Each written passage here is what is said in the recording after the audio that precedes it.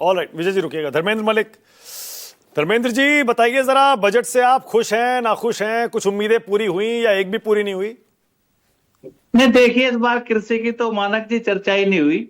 जिस तरह से आर्थिक सर्वेक्षण में 3-4 बात कही गई थी कि कृषि योजनाओं का अभाव है, क्लाइमेट चेंज से लड़ना है, उस तरह के बीज चाहिए, उस तरह की खेती चाहिए, और ये 3-4 चिंता जो आर्थिक सर्वेक्षण में की गई थी, हमें उसमें एक बात कही गई थी कि 2047 विकसित भारत का जो सेंटर है वो कृषि है, और उसी कृषि को लेकर कोई विशेष बात तो आज हुई नहीं है।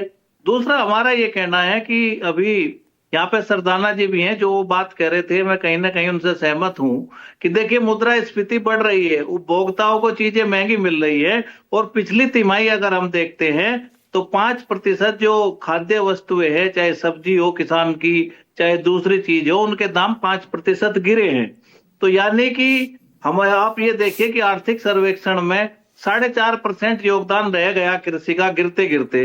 तो जिसका 4.5% इतने बड़े सेक्टर का योगदान हो, इसका मतलब ये कि वो सेक्टर खुश नहीं है। कारण कि रिकॉर्ड उत्पादन की बात इसमें की गई, उत्पादकता की। उत्पादकता तो हमारे पिछले वर्ष भी रिकॉर्ड उत्पादन था।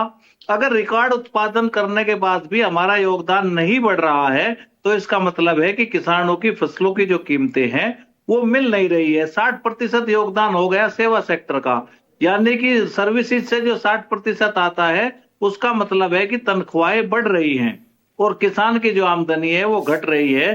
तो इसके परिप्रेक्ष्य में कोई ऐसी विशेष बात या कोई ऐसा रोड मैप, मैं घोषणा की भी बात नहीं करता, मैं सरदाना जी की बात से सहमत हूं कि देखिए घोषणा मत देखिए, घोषणा क्या हुई है, बात यह है कि हमारा रोड मैप क्या होगा। अभी बजट से एक दिन पहले यूरिया के कट्टे का वजन और 5 किलो कम कर दिया गया। पहले बोरी 50 किलो की होती थी, अब 40 की हो गई। बिजली महंगी है, बीज महंगे हैं, खाद महंगा है, ठीक है, उत्पादकता ओके। बढ़ाने धर्मेंद्र जी से नहीं। रुकिएगा जरा, एक सेकंड रुकिएगा। गोपाल जी आपको ब्रेक के बाद मौका दे रहा हूं, छोटा सा ब्रेक ले।